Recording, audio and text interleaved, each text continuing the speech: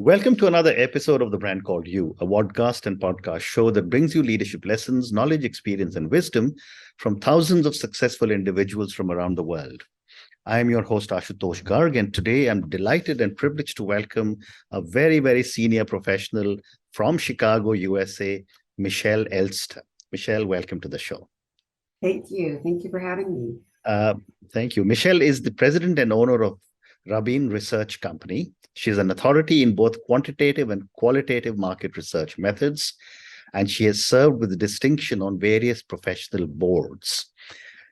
Michelle, what an amazing journey you seem to have had. So before we talk about Rabin Research, tell me about your journey in brief. Well, I started my journey very early in my life because I was born into the business of marketing research. Wow. My father started the company that I now own. Mm-hmm. So from the time I could walk and talk, I knew I wanted to do something in marketing. Mm-hmm. When I was in undergrad, I was in college, I had a clear path into what I thought was going to be my destiny, which at that time was advertising. Mm-hmm. I went on, I got my undergraduate degree in advertising, and then went on to get my MBA in marketing and international business, thinking that I would always be in some form of advertising or marketing. Yeah. When I got out into the world and got my first job in advertising, I realized in short time that it was not going to be a place for me over the long run. I was fortunate enough to have been given the opportunity by my father to join the company at a very low level, like lower than the mailroom, I would say, Okay. to start learning and seeing whether or not it would be a good fit for me. Fascinating. Fascinating. So you're the right person to ask this question. Right. How has research evolved over the last few decades? Because I remember when I was doing my MBA, I used to earn a little extra money on the side by taking questionnaires, 8-10 page questionnaires. And I'd go from one person to the other and, get questions and I'd hand it over. And I used to earn the equivalent of $1 a questionnaire. Well, a lot of people got their start and earned their extra fun money, if you want to call it, by doing surveys. Yeah. So the biggest changes have come as a result of technology. So if you look back at the history of market research, very early on, and I think of it as a continuum, right? So the very early stages were very high touch, low tech, and expensive, right? As time went on, technology started to evolve. So paper and pencil questionnaires and in-person interviewing to telephone, or actually let's start mail, and then to telephone, and then to online interviewing, internet-based interviewing. Right. So the more technology that has evolved, the more tech has come into our business and reduced the amount of hands-on or high-touch interaction between an interviewer and a respondent. It's not in all types of market research, but in quantitative market research. That's where the biggest impact has been had. Yeah. Fascinating. And also, I think a lot of companies now depend much more on analytics. Marketing has become much more analytic driven than it used to be. And therefore, I'm assuming that research must be a big part of the analytics. Oh, yeah. It's huge. Yeah. Data analytics it's probably one of the top in-demand programs in business school right now, because that's where the jobs are. Yeah. And our industry has been impacted as well. What kind of companies are successfully able to leverage market research? So to be honest with you, not all companies can use more sophisticated techniques and methodologies. The very, very small companies have to use relatively sort of simple methods to collect data. Any size company can leverage market research, but the more sophisticated techniques are generally in the hands of the medium to large size companies. All verticals, Hmm. business to business and business to consumer, um, industrial to consumer packaged goods, all Hmm. types of companies. Hmm. But you have to have the money to pay for it. It is Correct. not expensive. Yeah. Correct. Correct. And when we talk of market research, how do companies use the research that you do to help them accomplish a lot of their business and marketing objectives? Yeah. So companies come to us with a variety of marketing and business questions. Hmm. They'll come to us with something as large as a major new product or service introduction. Hmm.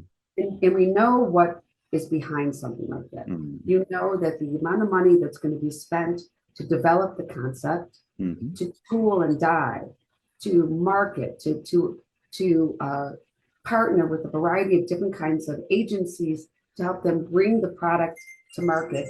Hmm. And so sorry, I thought I needed that. Hmm. To bring the product to market and to sell the product to the consumer or end user. It's going to be an enormous investment, an Hmm. enormous investment. Hmm. So they use market research to minimize their risk Hmm. and maximize their opportunities. Very So interesting. by getting the questions answered through market research, Hmm. they're able to foresee Hmm. potential pitfalls or problems that they might run into. Hmm. So they can correct them before they hit that Very pitfall. interesting. Very interesting. And for my viewers and listeners, could you give me an example, without any names, of course, of some of the more interesting research projects you've done? Oh my gosh, so many. I don't even know. Pick one. Anyone? Yeah, anyone. So some of my favorite products are in the Hmm. pharmaceuticals industry. Okay. I Hmm. know that we have that in common. Yeah. But one of my very first projects Hmm. in the pharma industry was with a large pharmaceutical manufacturer. Hmm.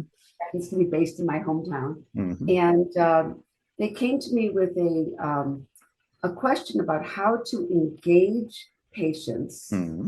in a way that would create a stickiness between the patient Hmm. and the medication. Hmm. The medication had major impact on the quality of their life. Hmm. So I did a series of qualitative and then quantitative market research studies. And this is my first study in pharmaceuticals. Hmm. I walked into a room to conduct some focus groups with people who were suffering from this condition, and it was extreme. Hmm. And they talked about the way this medication impacted the quality of their lives, Hmm. being able to interact with their grandchildren, being able to take care of themselves, Hmm. being able to cook a meal or play a game with their spouses or things like that. And the impact was significant Hmm. to the point where I had to excuse myself Hmm. because I was near tears. Wow. Yeah, it had tremendous impact on me. Hmm. Quantitative study that we did validated with quantitative data Hmm. what we have learned in the qualitative study. Hmm. So it was one of the first times where I was able to really have an impact. I mean, I value all the research that we do. Hmm. I know that it's going to impact someone somewhere down the line. But to see it have such a direct impact on someone's quality of life really affected me. Very interesting. And again, I'm going back many, many decades when I was an early young marketing executive, and I'd go and talk to the market research people. And we always used to start with a hypothesis, which we said you have to prove or disprove. Correct. Uh, That's the foundation of research. Yeah. Okay. So now, I've not done research now for almost 3.5 decades. I'd Okay. love to get your perspective on what is the process that you follow for research. The process. It's very, oh my gosh. So we start with kind of the business objective. Hmm. Business objective is translated into a research question. So if it's specific marketing objective, it's a very specific marketing question. And then that question is translated into well, there is a hypothesis that's built into the entire process, but the There is a study design that's created, a methodology that's selected, a target audience that's chosen and defined in very detailed terms. So the method of data collection, the sample size is selected, and the general approach has to be approved. And then we match the type of respondent to the type of sample that we're going to use. We use every process in the book as we learned it way back in school to randomly select the sample and conduct the interviews. We clean the data. We code the open ends. We tabulate the data and conduct any multivariate analyses that might be required. And then we interpret the results and prepare a report. That's the whole process. Amazing, amazing. Thank you for a great response for my viewers and listeners. That's a great 101 for research. Hopefully it was a great response. Absolutely. The other first thing that I wanted to ask you is, of course, everyone wants to do research, and the big research is done at the time of the elections. So are you also associated with political research at all, or no? Okay, so it's a very difficult type of research to do. Okay. And it's a no-win situation because everybody, one side questions it, the other side questions it. Yes. It is a tough business to get into, and there are a variety of polling companies that have established themselves in that space. Okay. At one point, I thought I wanted to do it, and I was talked out of it. Because I thought, okay, it'll be, first of all, fascinating, interesting to do. Second of all, I thought it would be steady income, but I was told that it's not a space that you want to work in. Very interesting. And now with such a serious amount of technology that is being driven into every person's personal device, which is our little phones, how is that helping you do better research, or is it impacting your research in some way? It's great. It has had a huge impact on our business. Number one, when we're conducting a quantitative study, that survey is what we call device agnostic. So you can take a survey on any device, right? So a desktop, a laptop, a smartphone, anything you want, an iPad, whatever. And so you're able to take it wherever you are, correct, whenever you want, and whenever you're feeling like you can contribute the most, right? So it's fantastic. Every single survey has to work on a smartphone. So it's been very important. But the second piece, which I think is even more interesting, they kind of go together.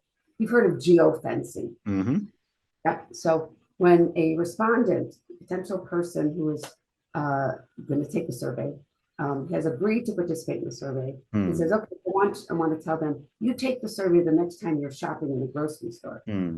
So we can create geofencing so that when they cross that fence, the survey will pop up on their phone. Then we say, hey, I see you're in the store ready to do your grocery shopping. Are you ready to take the survey?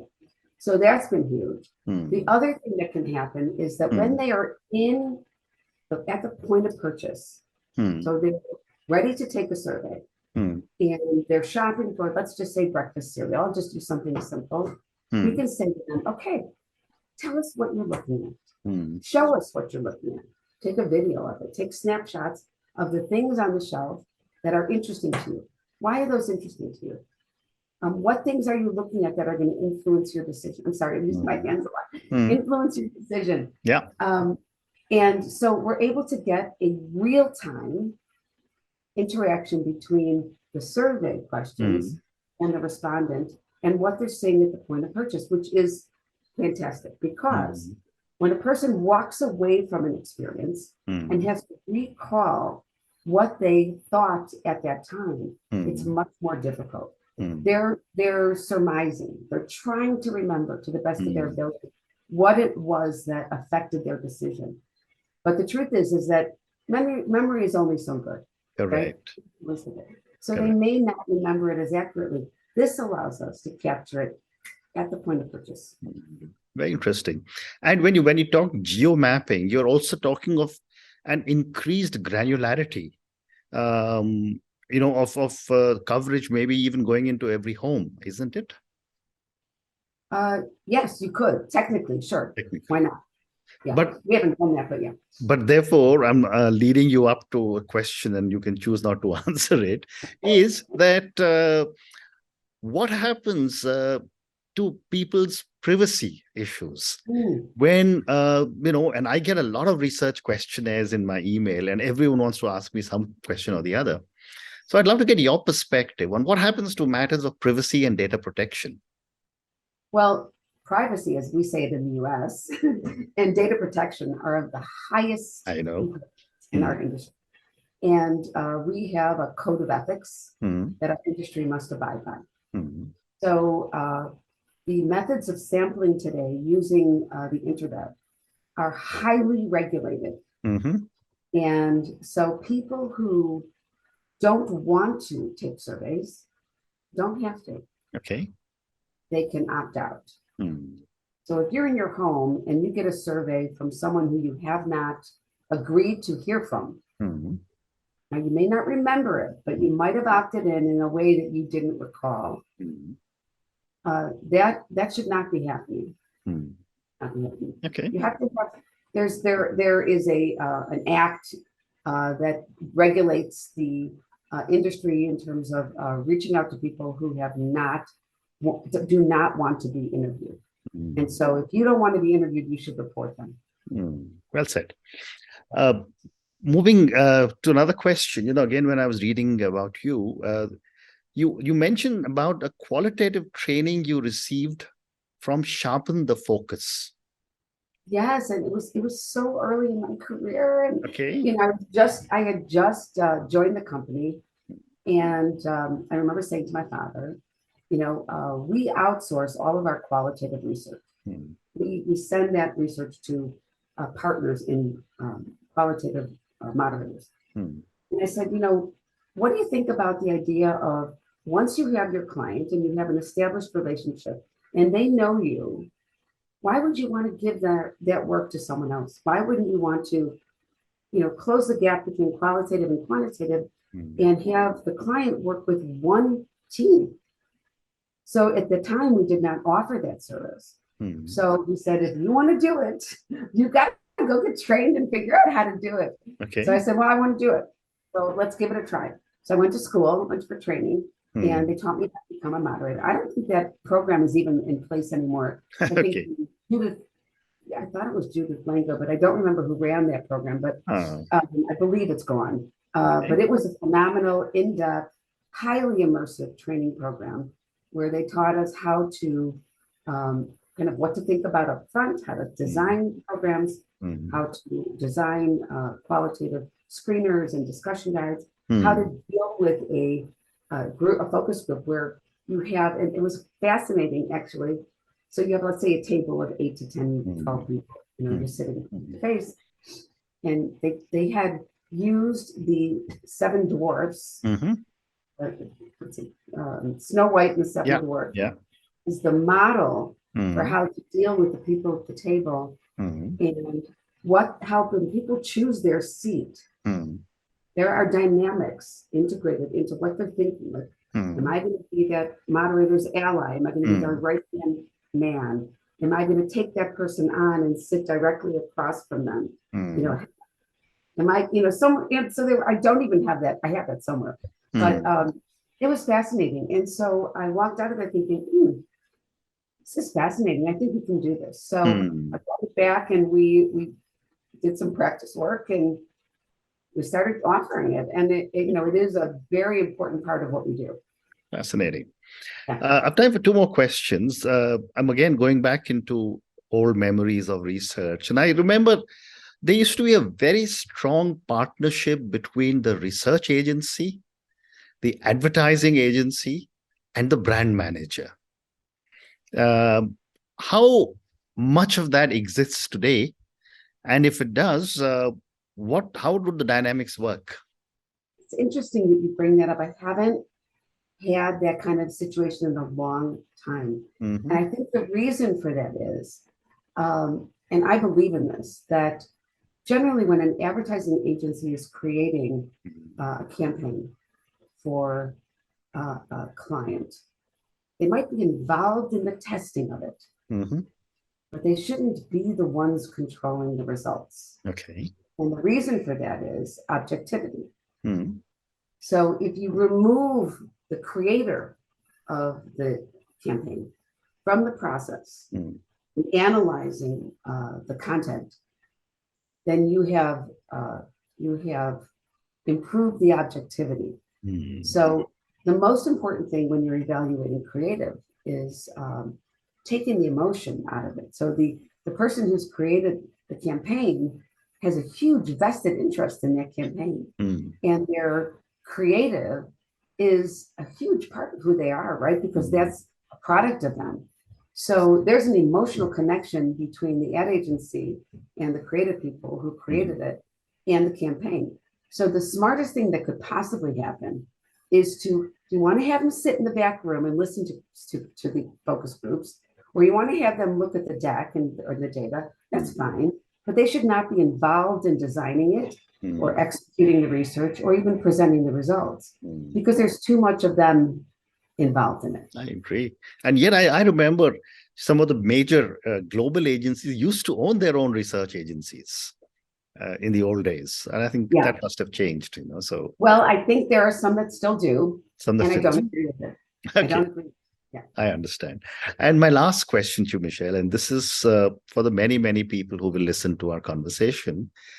Based on your amazing knowledge, your own journey, what would you say are 3 lessons you would want our viewers and listeners to take away from your own journey and from our conversation?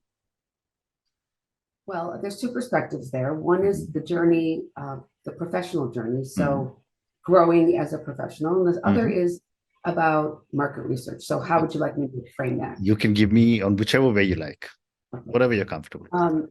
Well, I think the number one thing I would take away from market research is don't discount it. It's extremely valuable. It can help you better inform business decisions that will save you a lot of money. Correct. Okay? That's the number one thing I would take about market research. One of the other important takeaways, which we did not talk about, was my journey and affiliation with the American Marketing Association, which is a professional organization that I aligned with when I started in the industry. Okay. And the American Marketing Association is a global organization. So even people who are not in the US should be interested in getting involved. I started when I was a child, in the business. And when my father had done the same thing. And when I joined our company, he said to me, one of the best things he ever did in his career was to join the American Marketing Association, but not just join, get involved, volunteer. Okay. So through volunteerism, it became one of the most important things I've ever done in my life. Wow. Okay. Seriously, it gave me experience early on, working with very seasoned professionals when I was not one. It taught me how to lead an organization, how to be a strong leader, how to manage large budgets, which I didn't have because I was a small company. And the more important thing to me was my network and my friendships. Correct. And the network that I developed has helped me through my entire life, not just professionally, but personally. That network, I could go anywhere in the United States and have a friend to call and have a friend to call for dinner. Or if I got stuck there, to stay at their home or to call for dinner, whatever. I seriously, it was one of the best things I've ever done in my life. Amazing. And I learned so much. Amazing. And then the third thing I would say is, and this is because I was so fortunate to have a family business that I could consider. Didn't want to consider it. And my father was really gentle in the way he encouraged me. He said, I would never push you into this, but it's worth trying. And so because of my epiphany in advertising and realizing that that was not going to be a place for me long term, I said, okay, I can do anything for at least a short while. So I think that maybe that's the bigger lesson. Yeah. Try everything. Don't discount anything because you have some sort of preconceived idea about what it's going to be. Correct. Because it turned for me, when I joined the company and I was working directly with my father, I couldn't do it. I'm his daughter first, and he was also a very difficult boss. And he made me work very hard, and he set the bar for me higher than for anybody else. Yeah. It was a very challenging environment for me. So what I asked for was the opportunity to be supervised and trained by someone else. And so we at the time had enough people where I could do that. But if I hadn't done that, I might have walked away. But because I found a workaround, I found a way for it to work for me, and it became my career. Now I own the business.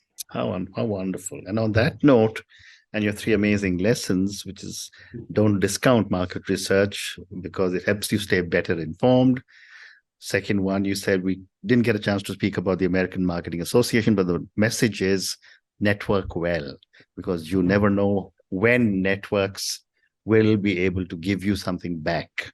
And the third one you said to me was that don't discount anything because you never know how life will turn out. Thank you, Michelle, for speaking to me. Thank you for talking to me about your journey, about Rabin research. Thank you for taking me down my own memory lane about how research has evolved and how, it's a whole new ballgame today. I learned many, many new things from you today. Well, great. Thank you for speaking to me. I've learned from you. I've learned from you as well. Okay. Thank you for speaking to me and good luck to you. Thank you. Okay. Thank you.